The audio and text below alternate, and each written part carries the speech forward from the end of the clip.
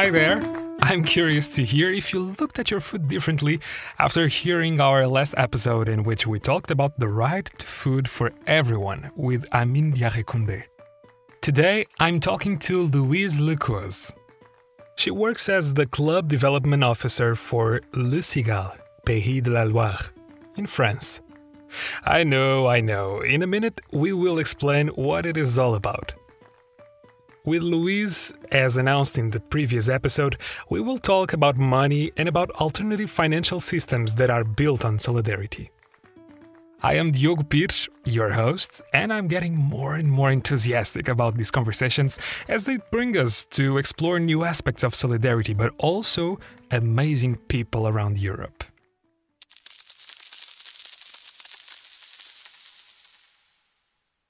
We did this interview in French, and you can listen to the original by clicking on the episode that has the French flag.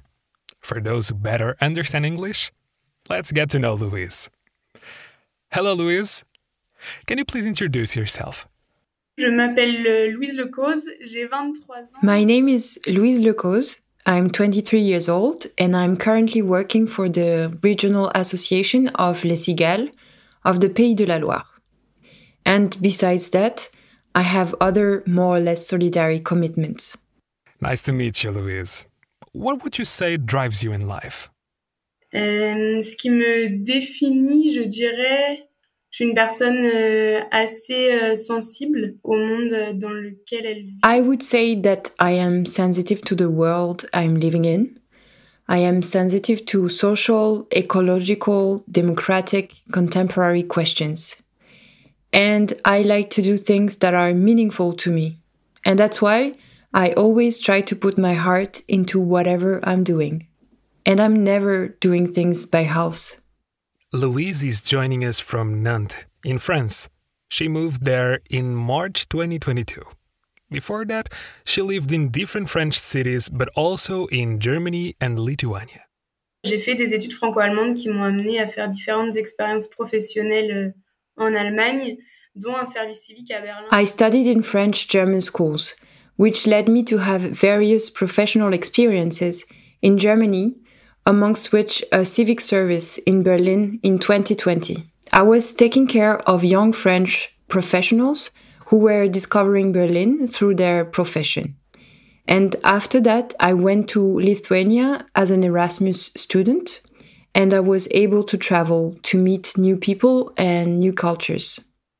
Louise traveled in Europe, and along the way she learned about solidarity, but also about social and solidarity-based economy. And that's what Louise discovered to be her passion. Alors oui, en effet, je suis une passionnée d'économie sociale et solidaire. Yes, indeed. I am passionate about social and solidarity-based economy. For me, social and solidarity-based economy is another way to make a territory's economy work, putting cooperation as a priority and highlighting structures that, besides their economic goals that are necessary, have another goal that goes beyond profitability. This can be an ecological, a social, or cultural goal. And for me, social and solidarity-based economy is before anything else creating social cohesion by impacting positively people, the environment, and/or culture. And it is going beyond this need for immediate profit or accumulated profits that we know in the world in which we are living. Why do you think the normal economy is not solidary? Je pense que nous, les humains, on se trompe parfois de chemin et on peut être omnibulé par des objectifs. I think that us, humans, sometimes we are going the wrong path. We can be obsessed by objectives. Eventually, we think it is making us happy, but I don't think it is necessarily the case. And structures are not more solidary because we are always attracted to more. And here, in the context we are talking about, it is more profit and always more money. And I think it is an obstacle that we believe we will be happier if we have more money. We don't imagine that we could be happy with less, whereas it is surely possible. And I think there are many power issues and a clear lack of humility within our systems, which makes it difficult to get back on Earth and focus on what is essential. So, what do you think is essential? Pour moi, l'essentiel, c'est à la fois les relations sociales, donc entre humains. Well, what is essential for me is, on one hand, social relationships between humans, but on the other, it is to take a just position regarding the environment in which we live. This is to say, place ourselves as humans as one species among so many others. When you talk about putting human relationships at the center without forgetting about other species and nature around us, I can't help but be reminded of the conversation I had with Kerechu in season 1 of this podcast.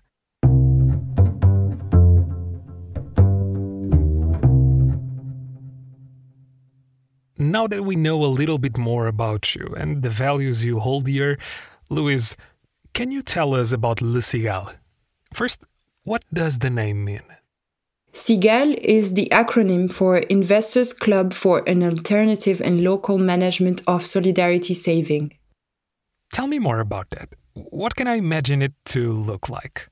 Donc, concrètement, ce sont des clubs de personnes, de 5 à 20 personnes, qui se réunissent pour former un club. So, in practice, there are clubs of 5 to 20 people who gather to create a club and who, during 5 years, will monthly save a small amount of money, often it's between 20 and 25 euros each, and they put this money together in order to invest in local structures that have social, ecological, and/or cultural objectives. They are normal citizens of a territory.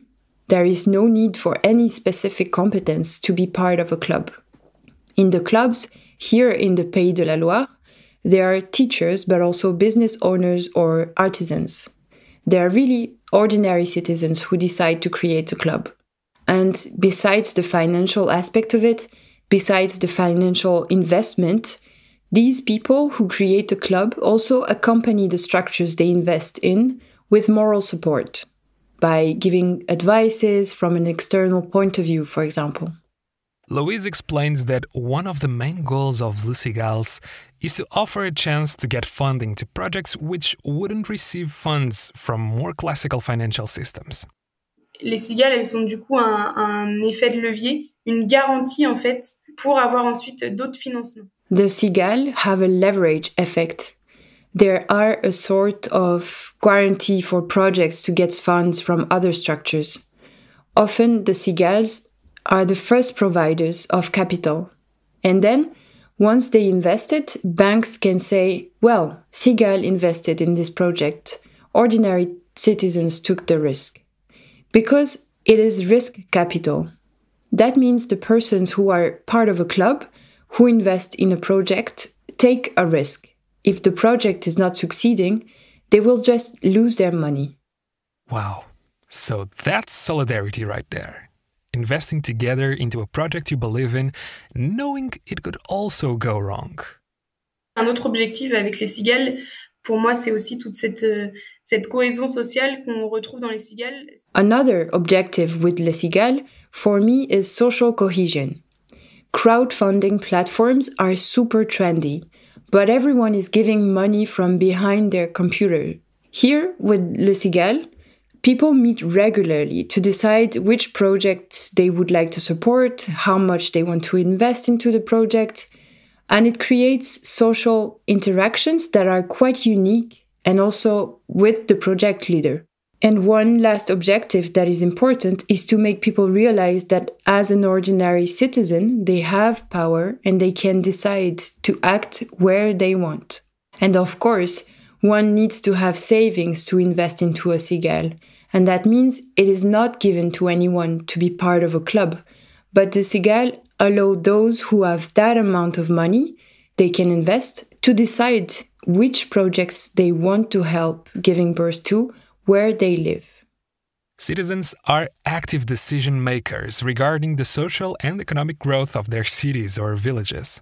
Louise's role within the Pays de la Loire's association is to get more people know about the concept share information with citizens who would like to create a club, but also with local authorities.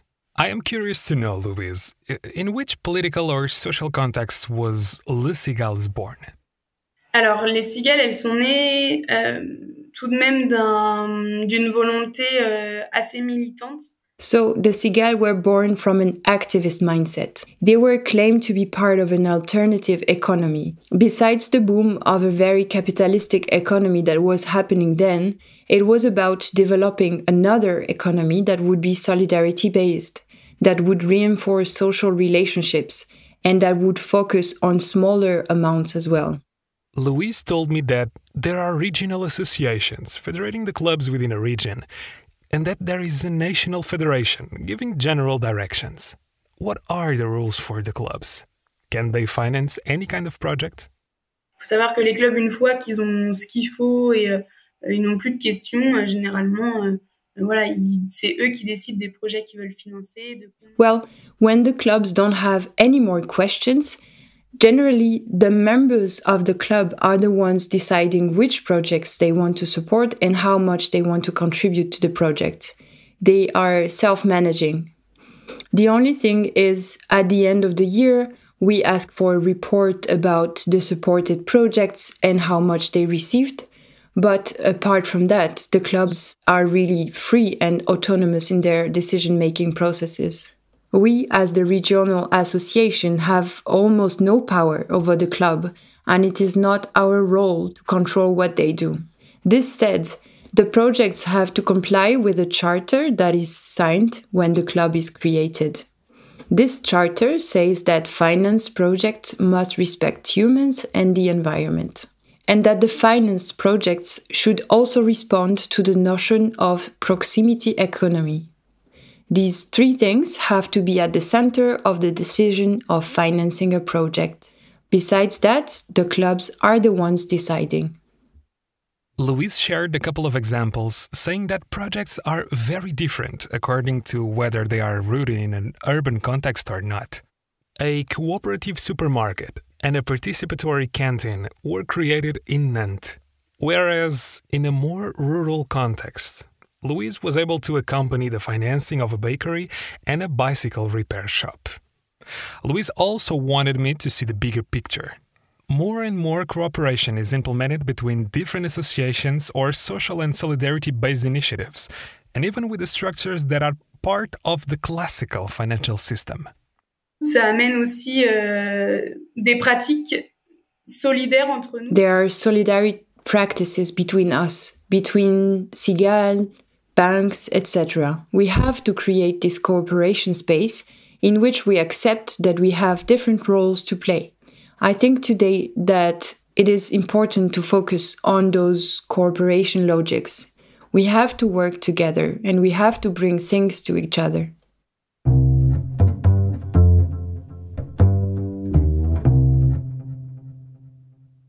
Louise, do you have a definition of solidarity? Mais de mon point de vue, c'est la solidarité, ça caractérise des relations qui mettent en avant des valeurs de partage, de générosité et d'entraide. Yes, from my point of view, solidarity characterizes relationships that put sharing, generosity, and mutual aid at the center. I think solidarity is directly linked to inclusion and diversity. And for me, solidarity is to be implemented in all types of relationships, between human beings and with non-human spaces. Solidarity characterizes also all relationships we have with all living things. That's why inclusion and diversity are necessary, not only to just live together, we are already living together, but to move forward together. Can you tell us about a time when solidarity was shown to you? Ça va être un exemple assez banal. Je trouve que c'est bien de le rappeler parce que... I have a very mundane example, but maybe it is good because sometimes we look too far for solidarity, when solidarity is right down the street from us. During my civic service in Berlin, I had a down moment. It was winter. I was struggling to find what would drive me in life and what I would be doing in life. And a colleague, someone not so close, just reached out to me. We had coffee, and without giving me advices or anything like that, she just listened to me. At that moment, I was able to get things out, to express how I felt. And I think that this is a great example of solidarity.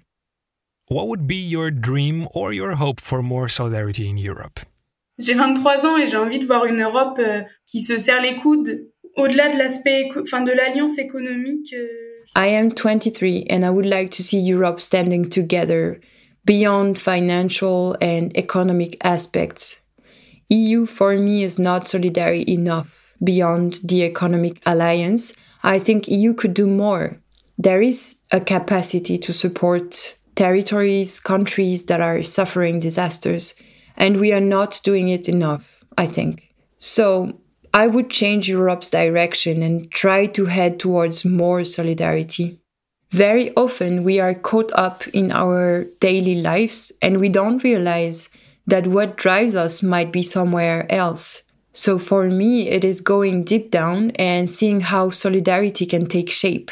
Because depending on the person, solidarity can take very different shapes. But what is essential? What makes you get up in the morning?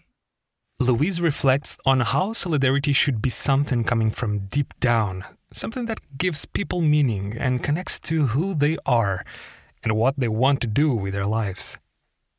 And then she shares that, of course, being able to reflect on our own personal way of showing solidarity is a privilege.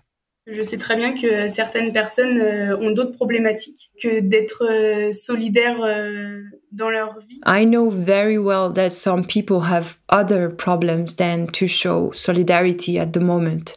I think I am in a position in which I can develop solidarity initiatives and I can take part in these because I have enough mental space and I have the material comfort to do so. For those who are in the lookout for more solidarity, I think it is important to first take care of oneself and maybe benefit from others' solidarity before, when things get better, show solidarity to others. And I wanted to say that everything I said today, my present situation allows me to say it. So let's live in solidarity, whether it means showing it or benefiting from it. Thank you so very much, Louise, for sharing your personal opinions and feelings, but also for telling us about the very interesting local initiative that is Le Cigales. Thank you for this conversation. Bye. Bye-bye, Louise. À bientôt.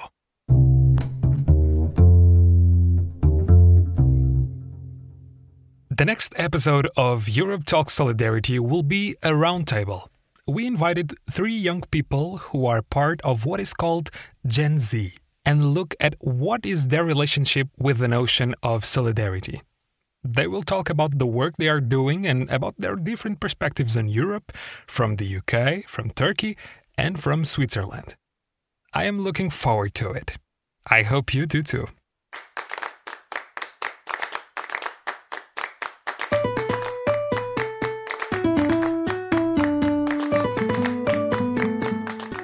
This is a podcast of SALTO European Solidarity Corps Research Center, produced by Instituto NOW. For more information and resources on solidarity and the course, go to talkingsolidarity.eu. The theme song Solidarity Unifies Us is composed and sung by Paula Gehrs. The episode was mixed by Bruno Freire and hosted by Diogo Pires. The artwork was created by Ina Gouveia. The voiceover in English for Louise was done by another Louise, Louise Mutabadzi. If you like this episode, please give us 5 stars on your podcast app and share it with your folks. Very appreciated. Solidarity,